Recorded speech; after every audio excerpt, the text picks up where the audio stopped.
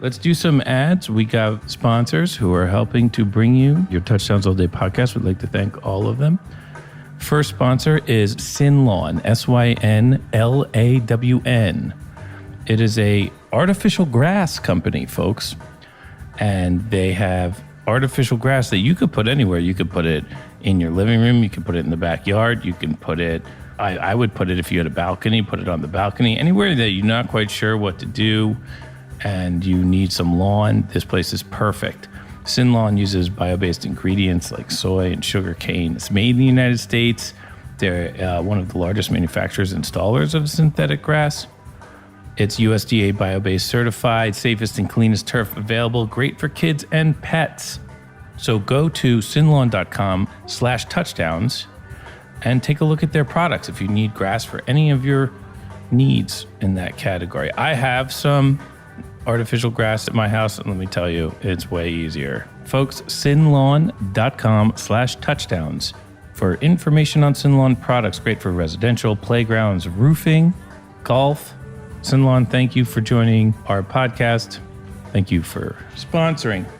I'd like to thank sunsetlakecbd.com. There's a promo code for 15% off for Touchdowns All Day listeners. Go to sunsetlakecbd.com and use the promo code Touchdowns. And they send me a box of CBD stuff and a bunch of documents about how pure the CBD was. Apparently you can go to their website and you can see all these documents. Really everything. They had these CBD joints. Flower in a joint. I have never smoked a CBD joint before, but wonderful. Better than the edibles. Now, you know me, I don't really smoke joints that much, so I don't really smoke anything, but that was good. It was really great. I was surprised. Their CBD gummies are awesome, of course. They had some tincture, some keef, and then there's some coffee. Really great.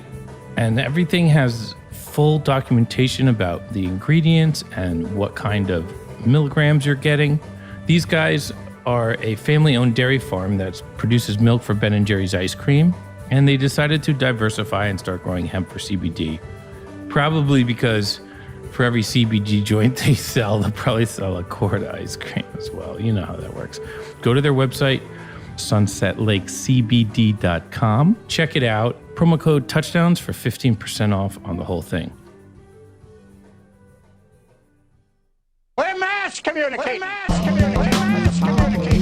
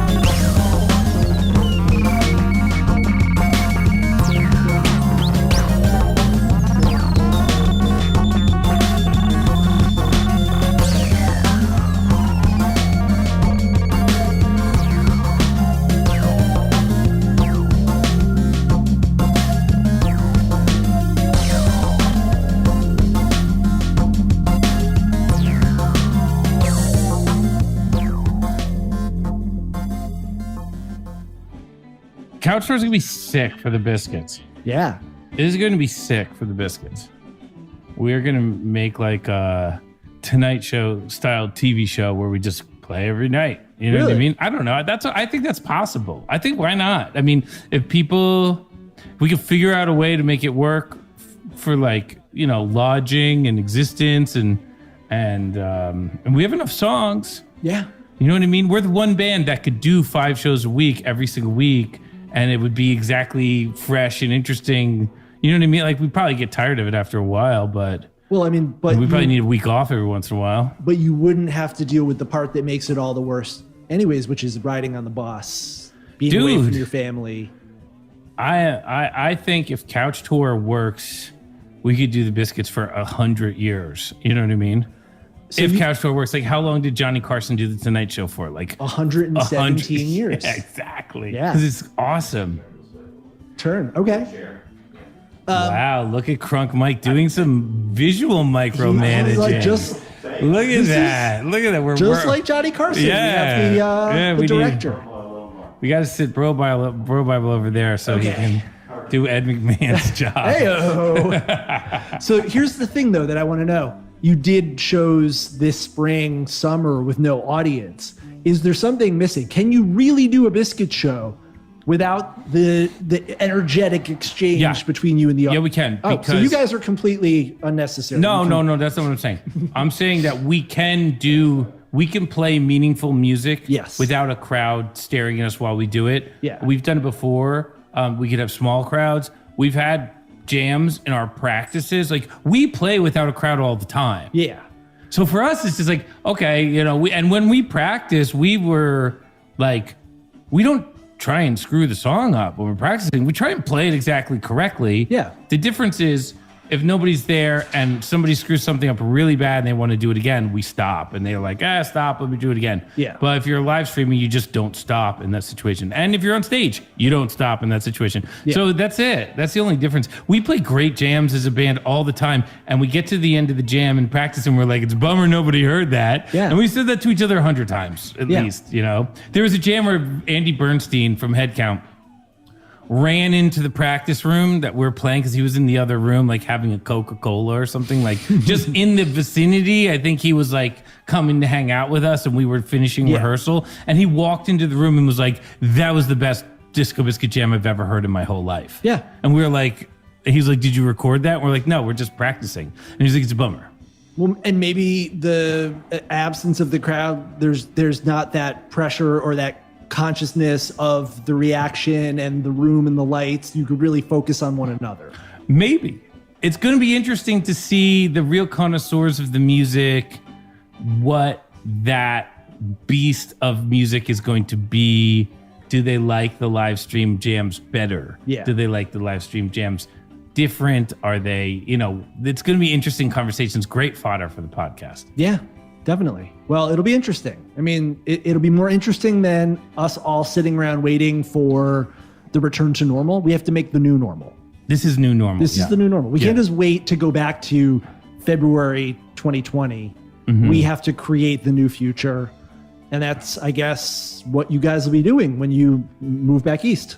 Yeah, I think if we have a little space to do like a couple days a week and we have ability, I mean, obviously with Couch Tour working, it's like a crazy, amazing way to make music that the more that I think about it, the more excited I get, because it is, you know, at being on tour in your late 20s when we were on tour all the time, when like everything was new, you know what I mean? And everything was great. Like, we had a really good time. Music was great. We worked on it all the time and it was cool. And the traveling was cool because we've never been to any of these places. Yeah. You know what I mean? And you also didn't have anything at home that was any better. There's nothing at home at all. It was like a mattress on the floor. I think back to some of the situations. It was like an outhouse and a mattress on the floor. Well, yeah, Upper Darby. We're going to talk about Upper Darby because that factors in this story. But I'm just like thinking of like, I remember an off day in Phoenix. Okay. We were all at your hotel room. You had the two beds and you guys were the five of you, Jonald as well. Right. And I mean, like, the gas station was the food option. There was nowhere to go, nothing to do, no money. It was, you basically relied on us to show up and bring weed. Yeah, we if it wasn't for you guys, we would have just sat there and watched TV. And so now, though, you have beautiful wives and children at home. I see the Brownsteins, they have puppies, and the Magners have a fire pit. Yeah. Who the fuck wants to be on the road when you have like a beautiful suburban, like idyllic life to go back to? Right, except for the fact that playing music for a bunch of people is awesome, especially when you get to play something different every night and you never get caught in that, like, if I don't play the hits, nobody's going to clap situation. Yeah. So like we escaped that situation. And if like all those hours we spent trying to figure out where to get a good BLT in Charlotte are now going to be spent on like, what is the tomorrow night show going to be? Yeah. If we can manage to do that more often than not, the shows should be like awesome. They should be the best shows we've ever played. Yeah. Well, in the meantime, we have lots of music from the past that we can delve into while you're figuring out the future. Tons of music from the past. And I've been bugging you to do this episode for a while, and I've probably been thinking about this for 20 years. And this is the episode where I just get to drill down with you and ask you every question that I have about a specific song. This is the deep dive episode, and I'm hopeful that that this won't be an unpleasant experience for you, and you'll want to do it again. Because on the drive here, I was listening to some stuff in the car to get me in the right mindset, and I listened to the first Mindless Dribble and the first Shimmy. It's unrecognizable how prehistoric they are and how prehistoric and immature you guys are, and these are like, February 1998. What do you mean unrecognizable? To what? The later version of that song or to the band? Did you ever see like The Simpsons when they were on the Tracy Ullman show?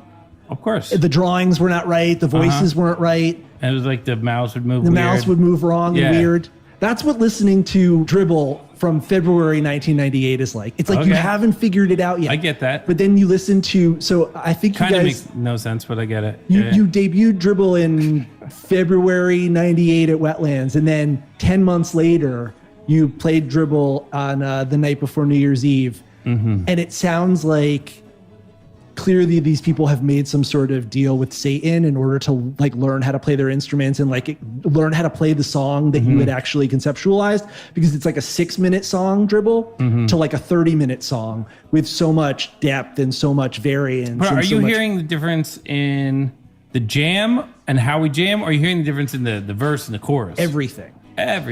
You see like the seed of an idea, and you come back 10 months later and there is a full-blown blossoming tree with fruit on it and kids climbing in the limbs, and it's like a full living, breathing thing versus this little like sapling or seedling. Okay. So the idea is that let's look back at the history of these songs, see where they came from, because very often I feel like the genesis, the idea, it existed in your head. And somehow the watering and the nurturing, it's just like the garden you've got out there. Yeah. The fertilizing, the trimming, the pruning, that's something that takes place, you guys as the band, on the road, in front of the crowd, that interactive process. And you go from, in this case, a little 30-second instrumental segment that you're playing at the beginning of 1998, to this magnum opus set piece, the crux of the hot air balloon in 10, 12 months later. And of course, we're talking about Above the Waves. I want to take our first deep dive into Above the Waves. Okay. So let me just pause you for a second. Ladies and gentlemen, couch tour all day, touchdowns all day. This is Max's idea of a show. I just want to say it. I have nothing to do with the show. It wasn't my idea. Just showed up. I frankly don't think it's a very good idea, frankly. No, I'm just kidding. This is Max's idea for a show. Max has been given carte blanche because his last show was such a big hit. And we just want Max to have creative freedom to get into some places where he finds things to be interesting. So we're going to go with Max, and we're just going to like roll with it. Yeah. So he was talking about Mindless Dribble, he was talking about Shimmy, but really don't be distracted. We are going to be talking about Above the Waves for this entire show. Are you a fan of the song Above the Waves? People in the audience. If the answer is yes, this is your show. If the answer is no, stay tuned, because you might like what you hear as we dissect Above the Waves and its many incantations. I'm going to kick it off. a part of Above the Waves was written as I walked from the football field where I used to write music to the 7-Eleven where I used to get food while I was writing music. And so the whole above the waves going under is like kind of a strut section. And I literally remember it was dark out. It was like kind of the sun was coming up a little. It was like maybe 4 a.m. And I was walking down the street singing that to myself. And that was how that whole part got created. It really was just this like loopy little thing. And then Mark changed the bass and really turned it into actual music. But that's really, it was that quick. Like that part was free. Were you singing the melody or were you singing the words? I was singing the words with no music at all. Okay. And then I added the music and then it was still kind of flat, but it was cool because the guitar was so crazy and the lyrics sat on it nice. And it was and then Mark was like, well, why don't I do something weird on the bass and put some chord changes into it that are sweet. And then it like became a whole section of the song. So you got the guitar. Play the part that was the part that you were humming along to yourself as you're walking through the streets of Philly at 4 a.m. Well, this is the part. Right?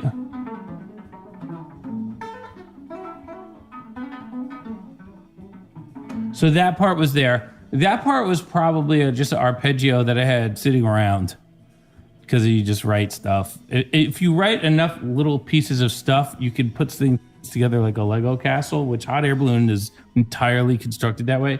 And I don't know if I had that before or after the lyrics. I don't remember. So it's possible I did. I don't remember. We're going to go back to that. But okay, let me give you my argument for why why not shimmy, why not dribble, why not crickets, why not any number, why not Magellan? Oh, you want to start at the top? Well, I want to start why above the waves, and I'll go to a few words from some of your bandmates. What's that? So I brought this idea up to Mark, Alan, Aaron, and even Sammy. Okay. And I said, like, is that why you asked for Alan's number the other day? That's why I had to. All right. That didn't tip you off? Nah, I didn't think anything of it. I thought you were just reaching out to Alan. Hey, how's it going, Alan? When I brought it up to Mark, he said, I'm not going to do voices, but he said, yeah. He said, that is the mold of what we do. That is the template. Okay. And I think Above the Waves, I think of it, and correct me if I'm wrong, we can go into this, was the first song that was written to feature what is now thought of as being a Disco Biscuits jam. Whether you call it a techno jam, a trance fusion jam, it was the first song, as far as I remember, that you played it the first time, and it immediately went into the jamming style that you guys had been developing and building up to. Like you had Boop, you had Vasilios, you had Shimmy, all those other songs had either a solo or an instrumental break or something where you carved out a space to make a Biscuits jam. But Above the Waves, you played it the first night at Wetlands 98. Right. And it, in December, at this point, December 29th, at this point, boom, and then into a Biscuits jam.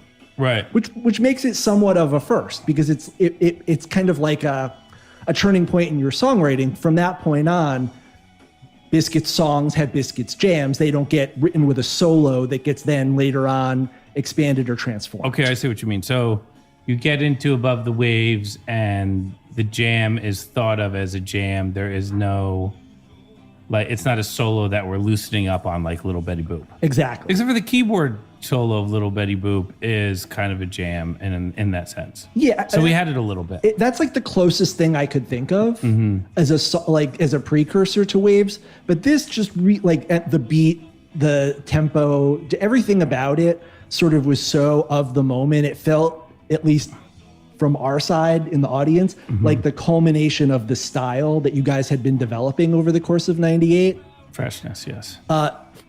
Within the context of the Hot Air Balloon, it's what everything builds to. It's the payoff. It's like the crux. It's the moment where everything that's so dark, or looking backwards, it's where the time frame changes, where it goes from flashbacks to the current moment. And it's where all of the stakes get played out, where, is he going to drown? Is he going to get there? Is he going to fly away? And it's just such a showcase song for what you guys do. I remember back in 99, 2000, anytime you guys did a festival set, it was Above the Waves, Very Moon, and Run Like Hell. Like if you guys were opening for Mo, you're going to play Above the Waves, Very Moon, Run Like Hell. If you guys were at Gathering of the Vibes, it was like the song that if we had friends who were Fish fans or Deadheads or whatever, we made them the tape with Waves on it. Because that's what we thought everyone should hear. This is, you got to hear this band. This is what they do. It's still a very unusual song as far as music bit goes, really.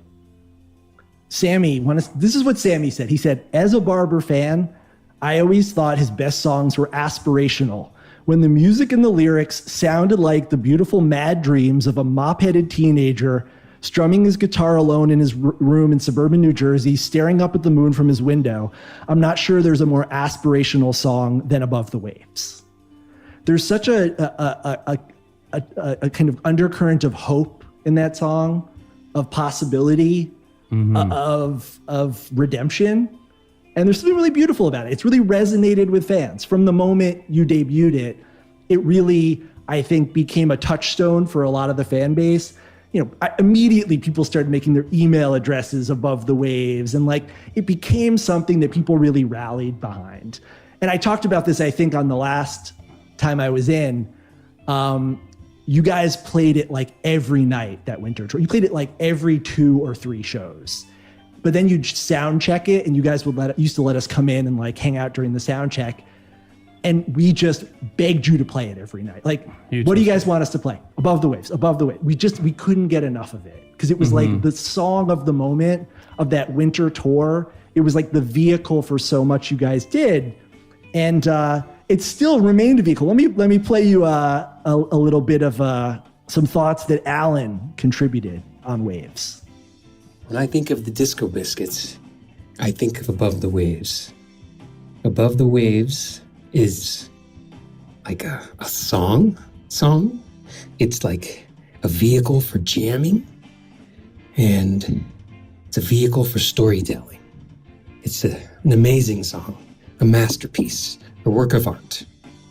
It's one of my favorites to play, always. Absolutely love Above the Waves. Can't wait to play it again. So I think your bandmates share the high esteem that the audience holds Above the Waves in. Yeah. Alan, Sammy, Mark, Aaron, they all were very effusive in talking about what this song meant to them, how much joy they got from playing it, and just how important it is in the Biscuits repertoire. So this is our opportunity to delve into this, to the song, as Alan said, the song, the vehicle for jamming, and the vehicle for storytelling. Because that's the thing that I have always thought about Above the Waves. Apart from the amazing music, it is such a great story song that the music, the composition itself tells such an emotive story. You get such a range from the tension and chaos of the jam to the hope and redemption of the ending.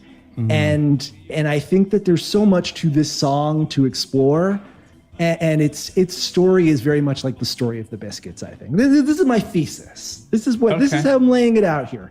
So let me put yes, please. So I think all these very nice things that you're saying is great. And you don't take praise very well, though. Well, no, honestly, I've appreciated everything everybody's saying. It's really great. The song kind of reflects how much of a fan of Claude Debussy that I was. Okay. It's a very Claude Debussy song. I think the reason I put so much love into that song was because I feel like after listening, being the only person I know in the whole world that listens to Claude Debussy, I used to take naps to his music in college every single day. Nobody listened to this guy except for me and one guy in the jazz record store. And Above the Waves was the one song where I was like, I got it. I have my Debussy lick. I have the thing that he had when he wrote La Mer. I have my version of it. It's the same idea. It's the same feeling, but it's not a copy. It's my version of it. It's his influence, but my take on it. And so I really felt kind of that song was written very quickly, and it was written under huge duress of having to finish the rock opera, and it was like a very easy to write because I was just like, okay, this is my Debussy moment, and I've been waiting for this for years, and let's just twist this and twist this and twist this, and then it was done. So is the Debussy part the opening? The whole song. I think of the whole song as Claude Debussy, but yeah.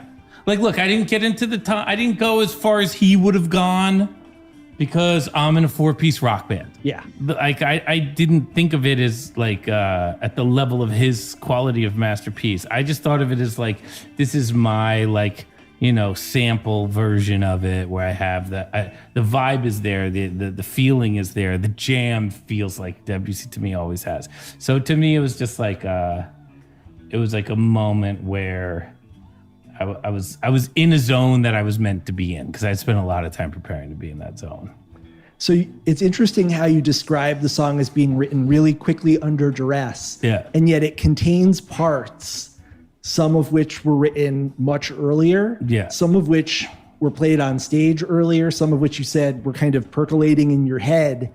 One was a bass line, then I moved to guitar. Yeah. Okay. This is interesting because I in doing my research, I found this quote where you're talking about songwriting. You were talking about Magellan specifically, and you said, Magellan was a song where I took all the pieces of music that I had that sounded like water, and some of those were things I wrote when I was a kid. Some of Vasilios I wrote when I was 12. That's part of the reason why it sounds so immature, because it's the way a 12-year-old writes. But I never forget it. You archive stuff with yourself for a while, and then you put it out to everyone when you find a way to make it work. Yeah. So I'm referring to specifically with Waves, with the road song part, which was the first hot air balloon music that you played publicly, I guess. No idea how that song got written. Way back, started playing it in. I literally couldn't tell you when that was written. I think I wrote it when we lived on Powelton Street, but I just don't remember. Well, let me play it. It's just about 2 minutes. Oh yeah, let's hear it. I remember when you told me, you were like, I went through all this trouble getting everything, and Waves just kind of wrote itself. Yeah. You were like, all of a sudden I was just like, I knew what it was before I even wrote it. Yeah, because I was like, this is Debussy. I know this stuff like the back of my hand. Let's just do what he would do with it.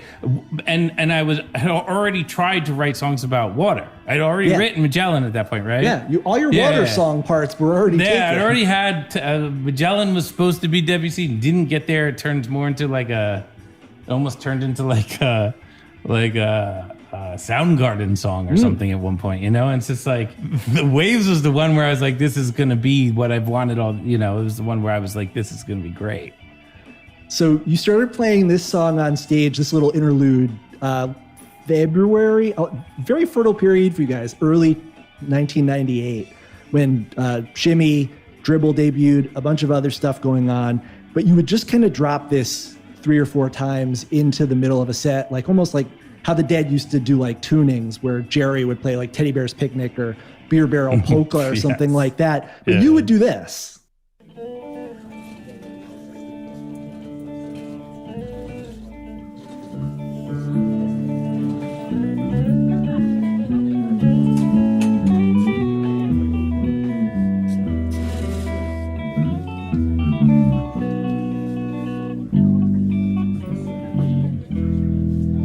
Where is this being played? I want to say... Sounds like a pizza shop or something. Slade Hall in Vermont, University of Vermont, in the dorm. In the basement? Yeah. Magner does the little like penny whistle type thing. Is Sammy not on stage yet? Sammy's like he's having a nut brown ale.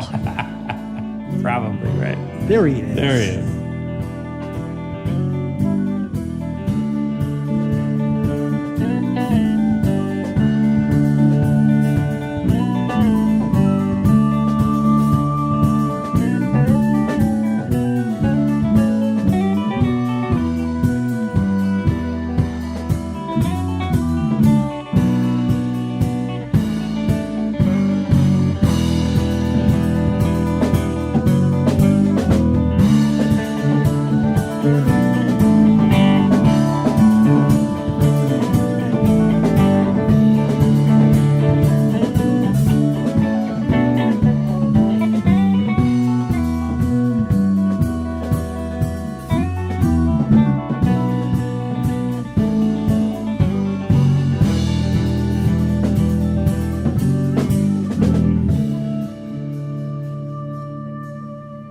And from there, you went right into Texas Pussy.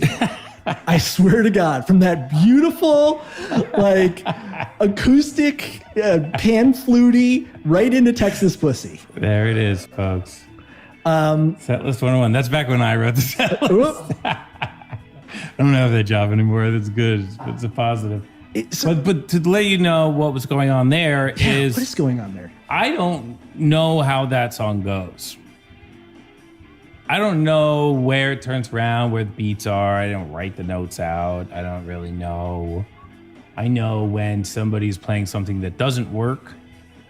I don't know exactly like how to communicate that song, because is that song in 4? Is it in 6? Is it in 8? Is it in 6 again?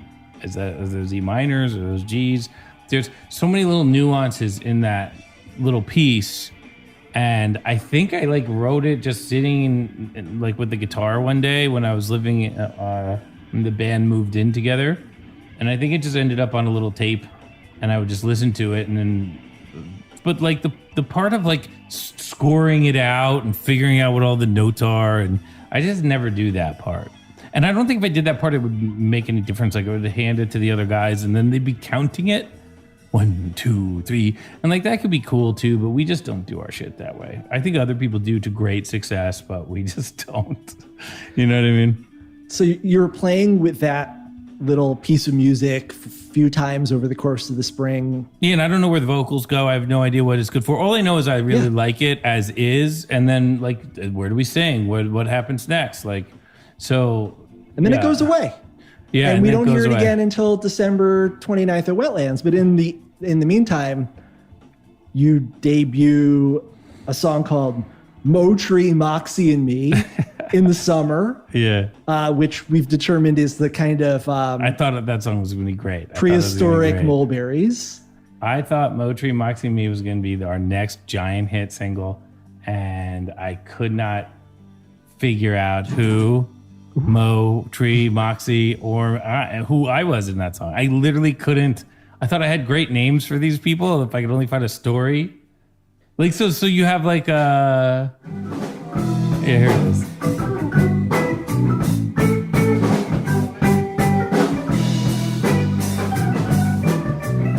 But at this point, are you writing a rock opera, or is this just a groove that you're trying to turn into a song? When is this? July 1st or 2nd is this of July? 98. Yeah, I'm writing rock opera at this point. And I don't want you to know that. Okay. Yeah. So I all right, now I remember what's going on. Yeah. Now I remember what's going on. So here's that what happened. Yeah, so I think this would be like a good 2010 like house song. You know, with like a like a... Bring back Motree, Moxie, and Me. Okay, so there was a problem with the fact that you guys knew so much about what we were doing. And there was an issue that I had with how was I going to like make the rock opera cool? And there has to be some element of surprise because I didn't think it was going to be that great. You know what I mean? And I was like, if you guys knew about it and then it turned out to be medium, then like, where was the fun part, you know?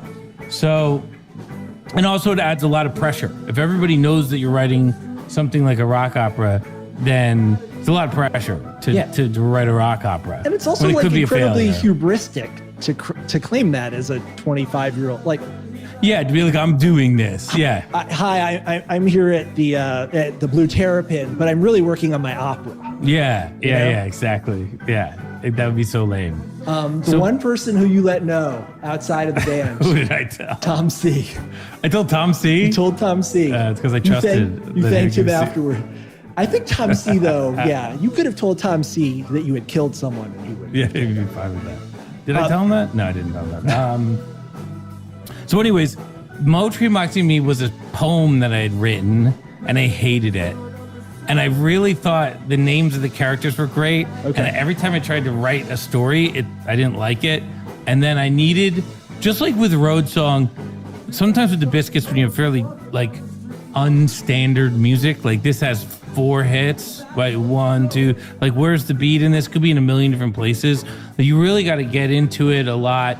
You got to let Aaron sit with organ and then try the JP and like try different keyboard lines. He's got keyboard sounds in there that I don't even know exist. You got to give him a chance to play the song so many times that he gets bored with one line and goes to something else, and find something really great. And so the lyrics of Mulberry Dream were way, way too obvious for me. So it's mostly the lyrics of Mulberry's Dream. Yeah. But I think I changed the I think I just put in some like placeholders, if you will. Like Rockefeller, the lyrics are placeholders. He never wrote the song because everybody loved the placeholders. This song, nobody liked the placeholders. Well, you only did it once. And the other thing that I guess you did that year, and this is even before I came on. Like I came on that fall. So this is all happening before even me. You did, and this is no tape exists of this, but they're on the Biscuits Internet Project. It says on May 1st, you played a song called Leora. And where's that song? I don't know if a tape even exists. If it's got to be Berryman. Fundos or Gop or somebody. Or wait, Tom where C. was it played? May 1st, 1998. Let me see. Oh, yeah. I bet you that was the hook of Very Moon without the other parts. It was probably just, It was Leora. Stands on her head, doing just up on her head. It was probably that. So that would have been the first official time you were singing about these characters. Were you? Yes. But the other parts of Very Moon probably weren't there yet. Yeah. Yeah. So because the song didn't debut until December. I'd like to thank Synlawn, Synlawn. It's basically synthetic lawn. It's literal grass, folks. It's AstroTurf. Do you want to have the joy of grass without the pain of watering and maintenance? Well, this is for you. This is the largest manufacturer of synthetic grass in the country. It's made in the United States. It's bio ingredients such as soy and sugarcane. It's USDA bio-based certified, and they will install it for you. So do you have a house and there's a bunch of dirt in the backyard? Put some Synlawn down, folks. Synlawn.com/touchdowns for more information about the Synlawn products. Thank you, Synlawn, for joining the Touchdowns All Day family. You're writing a rock opera at this point, but when did the story come to you? And talk about the wallpaper and how that factored in all of this. The wallpaper in Mark's bedroom. I don't even know. Did that factor into it? Did Mark's wallpaper not have hot air balloons all over it? Maybe it did, but it didn't. I didn't live in that room, and I didn't. He smoked a lot of pot. I didn't smoke pot that much. So that had, for some reason, I always was under the impression the story that I was told way back then was that the hot air balloon was inspired by Mark had this. He had the little boy's bedroom in the house. He did have that. Yeah. And he had the wallpaper was covered with hot air balloons, and he hated it. Yeah. Why would he eventually like that? painted over it because he felt like it was cramping his game. Of course. But that somehow how psycho is that? Factored in the inspiration. No, not at all. No. Okay, Hot Air Balloon. The song was written at my Penn apartment because I remember writing it there, and the rock opera was in the song Hot Air Balloon. The in a hot air balloon, that whole part without all the other stuff, without even the buildings, just the actual chords, the song. That was written at the Baltimore Street place in Philly. I was at the bottom. Mark lived in the top apartment. I lived in the bottom apartment, and yeah, that's where I did all that kind of like. A CDB was written there, Little Baby Boop was written there. Like that was where I was at on that tip. When I wrote the Hot Air Balloon song and I had those lyrics, I was like, oh, that could be a huge story there. Just like with Motree, Moxie, and me, I was looking for these stories to write about, and looking for stuff to write about as a lyricist is like having something to talk about as a lyricist is like the fucking best news of your day.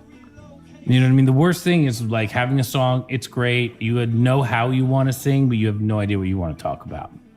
That's the worst as a lyricist and as a singer and as a songwriter. So suddenly you have 9 songs that you can write with characters and storylines. Yeah, that's what I thought of at the end of it. If Mark was put in a room with hot air balloons on the wall, which I do actually kind of slightly remember, I guess. It's like blue wallpaper or something.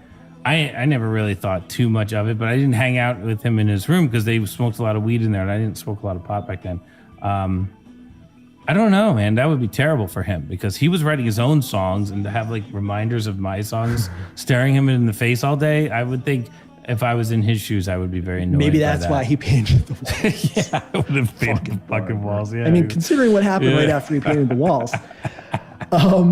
So was you talked about last time about Hot Air Balloon, how the verse structure was sort of like your Bob Dylan, Yeah, totally. A simple twist of fate. Was that the first? So was that the kind of thing that gave birth to the entire concept? Just of the rock opera, for sure, or the world. The rock opera.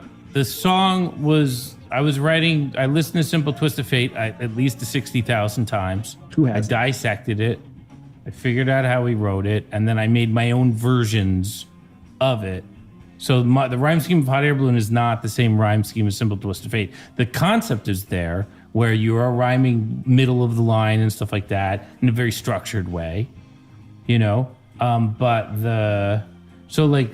the interesting thing about Simple Twist of Fate is it is the same rhyme scheme throughout the entire song. Every single line is in this structure, and that in itself is kind of a challenge from a songwriting point of view. So Hot Air Balloon, same way. So I just kind of took that idea, but it has its own rhyme scheme. And then I was kind of ended up like rhyming the E's and the A's and the O's and the balloons. And then that was the part that I liked. And then I was like, thought about it, and I was like, okay. I worked on every level. It was what my heart wanted to talk about, what my head wanted to think about. Worked because it boiled down to an acoustic guitar really well, but you could think of it in this massive scale. And then when you start thinking of it in this massive scale, you start thinking about like what's going, if somebody's in a hot air balloon flying around, like what are they looking at? Who's down there? What's the big deal? And then that was where I was like, holy shit, like I have lyrics for days now. Yeah. For me, it was just like, I think I wrote Frog Legs in the same room. So it's like jackpot, I got one. Ironically, probably written the same exact week as the Hot Air Balloon song. It could be a part of the greater Hot Air Balloon universe. I mean, probably. It was the same exact week. It was the same time. Like, I think Jackpot I Got One is I have lyrics for days now. And then you start getting... that was you singing the... Okay, yeah. I thought Frog you were Legs saying is Hot Air Coronado Balloon. having the jackpot, No. or Mulberry. Frog Legs is me saying, I have a whole rock opera to write about now. Amazing. And then when you get into that level of euphoria, you get free songs like Frog Legs. Yes. Because you're not thinking about what to write about anymore. You're just writing. The tap is on. Yeah, tap's the on. muse is flowing through you. And that's what Frog Legs is. Okay. I can picture myself in the same shitty room with the mattress on the floor. Fucking Philadelphia. But I had a piano in that apartment, which was weird. I bought a piano, and so that's why that apartment was so great. Is in the next room there was a piano, and nobody ever complained about me playing it. Even late at night, nobody ever complained. So were you composing it all on the piano, or was it always on the guitar? Yeah, a lot of stuff. So Mulberry's Dream was written in that apartment. It was written on piano. Just the lick, not the rest of the song. C to B was there, but C to B was on guitar. I was playing a lot of Beethoven on piano, like arpeggiated music going on, and like there's a lot of like weird Beethoven-y chords in that Hot Air Balloon stuff, like all that A to the C sharp minor stuff. That's Moonlight Sonata in reverse. It is kind of, I think, it's reverse Moonlight Sonata. So I'm like taking these ideas from these other people and trying to do my thing with them. And you're starting at the end of the story. You start with what essentially becomes the culmination of the entire narrative arc. Yeah. Where do you go back from there? Do you go back to the beginning? Do you start? Is it a linear process? Because you definitely debut the songs out of order. No one really had any idea. There wasn't enough of a clear narrative through line in the way that you were releasing them, and we weren't necessarily picking up the names or the themes. We had no idea. We just thought you were writing a bunch of discontinuous, self-contained songs. But what was your workflow like at that point? Well, I used to sit in my apartment and write music all day, and I had no friends and no money. So that was my workflow. That's the ideal workflow if you're writing music. Yeah. No friends, no money, shitty apartment. It's perfect for writing music. It's nothing better. And a piano in the next and room. a piano in your that nobody complains about you hammering on. You know, even if you're like just hanging out drinking red wine by yourself or magnums, and you're just fucking hammering on a piano all night. You know, if nobody complains, you have a chance. I had a shitty apartment in Los Angeles a couple of years ago, and I was like, this is gonna be great. All they did was complain to me. I would get notes, and I would think about my impending negotiation with my neighbors. Yeah. And that you have to move out of that apartment. I fled that apartment, you know. Eulogy written on piano in the next house. Voices Insane was written at Andy Gadiel's in Michigan, his Michigan house that we stayed at a couple days.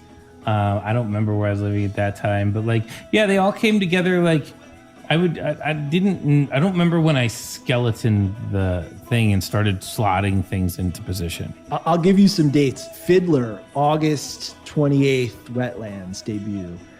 Overture at the Crowbar the next month on September 9th. Right. The proper Mulberries at the 8x10, October 16th. 5 days later, Voices debuts in Ithaca. Here's an interesting one. On November 14th, you're at like a Carnegie Mellon frat party. You play Bazaar. And at the end of Bazaar, of course, is... Right. That was on the original version? Huh. Weird. And when was that? November 14th, 1998.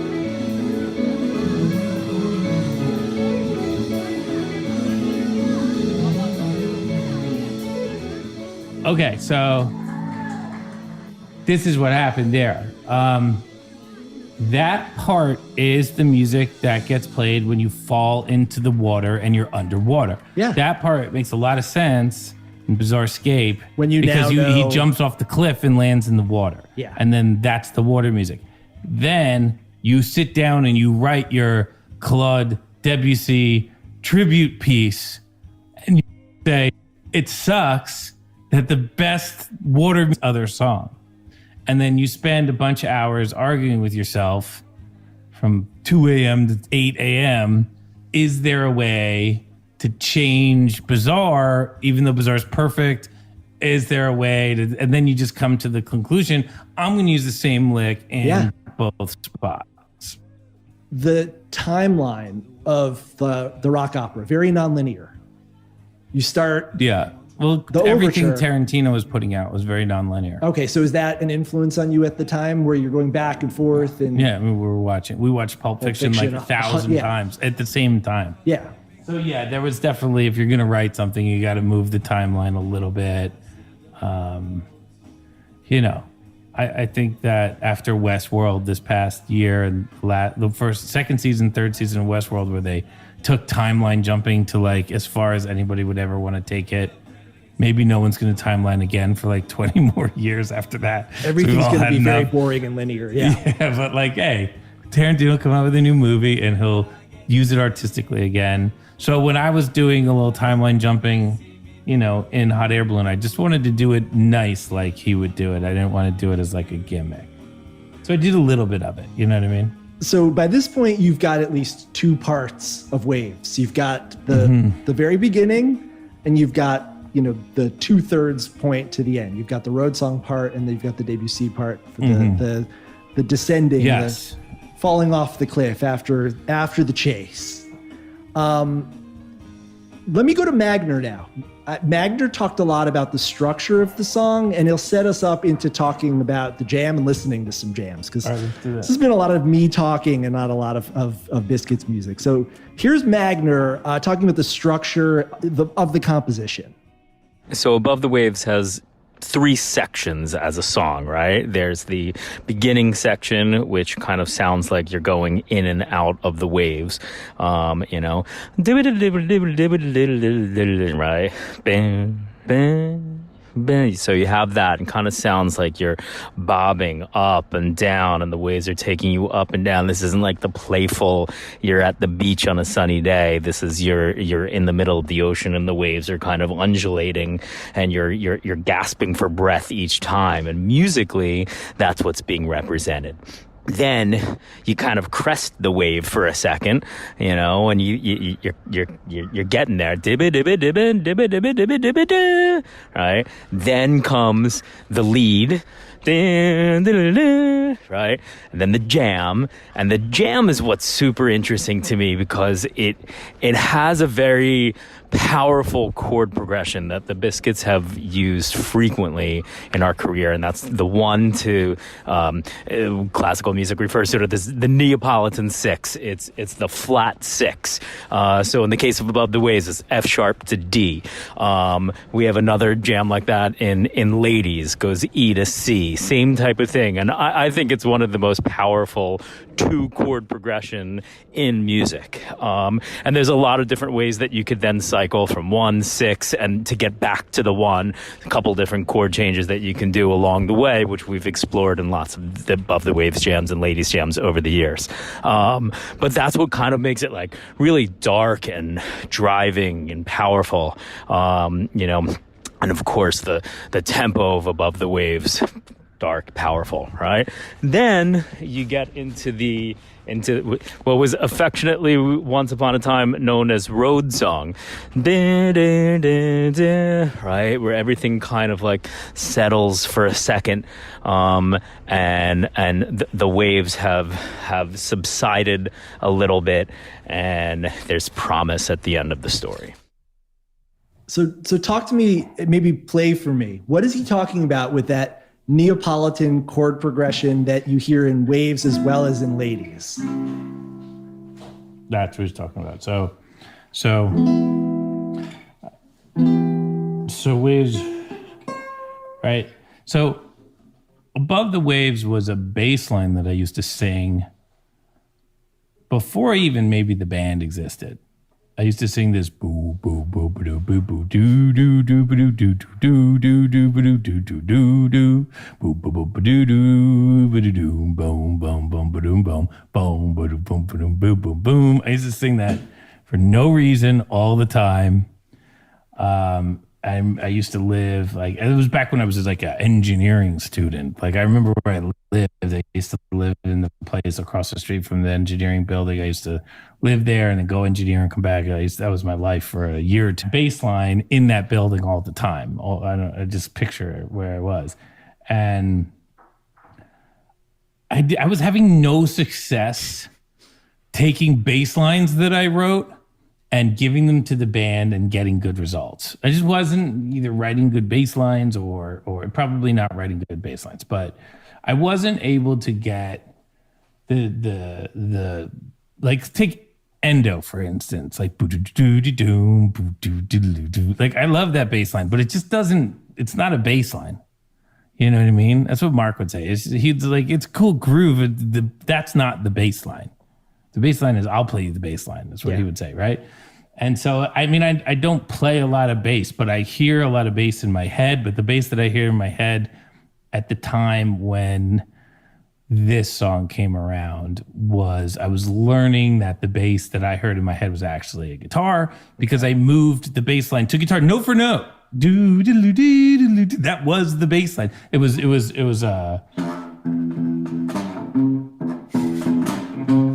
that was on this guitar. Really? Yeah. That was the line. I used to play it and be like, this is so sick. And then everybody would be like, fuck that. But up here, where the bass can be a bass line, it was really, really powerful. So that was the moment where I was like, okay, like, you got to move some shit around. There's countless stories of like the old classical guys doing that. So I was like, okay, this is me doing it. This is my version of it. And it fucking worked great.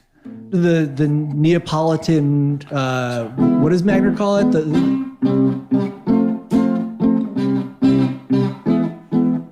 I mean, it would be and this, then what actually. is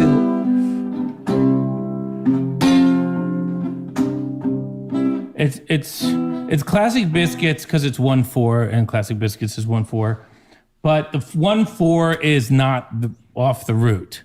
The 1/4 is in the middle of the chord progression because you play F sharp to D to G. So the D to the G is your 1/4, back to the D, back to the F sharp. Okay. So I don't know where that chord progression is used. Honestly, I didn't even think about the chord progression. I'm thinking these notes these are the notes of the bass line. When I started playing it up high, I was like, oh, this is great. Like, how do I get, Aaron definitely wrote the chords for this song, which is probably why, or for this section of the song. So it's probably why he has like such a connection to the chords, whereas I don't, you know what I mean? I just hear like, that sounds right. That doesn't sound right. You know, that's where I'm at with this part of the song. So yeah, it's that 1/6 thing, you know, sometimes if you get so people disagree with me on this and that's fine. Because it is two different ways to skin a cat. But like, I'm a very mathematical person. Mm-hmm. And if I start thinking about what the notes are, then the song becomes a Sudoku puzzle to me. And if I don't know what notes I'm singing and no idea, like, and there's so many places in our music where I don't even know what I'm playing really. And I never really, it's kind of like a double-edged sword. Like there's something really powerful about just making the music because that's the way the music sounds and not thinking about it on any kind of analytical level. And there's something to be said for like truly understanding the analytics of the song and then breaking it down and being able to then manipulate it from there.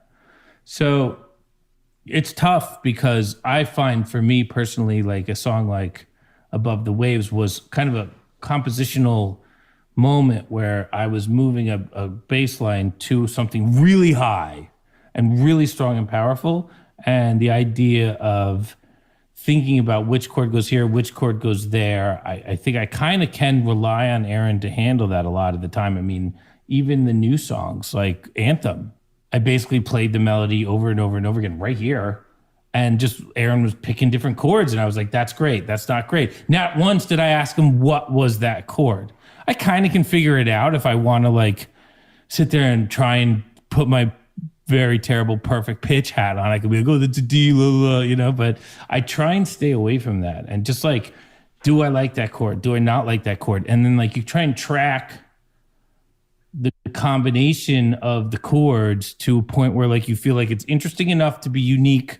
And yet at the same time, it's like, you're not going too far into just like a 1/6-2/5 or something. So like a song like Anthem, we went over and over the chord progression and there's a couple different options. Free Slinky, there's two different options. And those, I don't even know what those chords were when we picked them. You know, it was just like, okay, that one sounds great. And then I went back and looked at the chords of Anthem and I was like, oh, this is pretty normal stuff. Like if I had thought these were what the chords were, I would have been unimpressed with how normal it is, and I would have wanted to do more with it. You know, I would have wanted a funny chord in there or something. So like to avoid funny chords, you know, don't think too much about them. But you need somebody like Aaron in the band to do that. So that process of you bringing it to Aaron, then Aaron kind of working with you through that, is that in a full group setting typically, or do you go Sometimes. first to Aaron and then to the rest of the band, or when you have that skeleton or that outline, how does it then make its way through that progression? It depends. If Mark and Alan are in the band, or Mark and Sammy are there, it was the same either way. There is an issue of what's the groove, you know? And so something like Anthem, the groove is like, there's so many options for that groove, ironically. You know, it's fast, it's high powered, it's high energetic, but you could do so many things there that to have Aaron just play piano and I play the melody and then let's just pick the chords, it's simpler, it's easier to do, and I feel like you're gonna get better results. If you have everybody there at the same time, the battle for like, it's easier to sit around and try and figure out what the groove is when everybody has kind of responsibility there than it is to figure out the chords a lot of the time. Yeah. You know, because only Aaron really has to like the chords are less. I mean, not everybody's got to play them, but it's just a little bit harder to play bass and drums when you don't know what the groove is. Yeah. You know what I mean? You can play keyboards if you don't know what the chords are. You just play some cool lick and, hammer something weird. And you can do stuff. Yeah. But if you don't know what the groove is and you got to play drums and bass, you're like, I don't even know how to get started.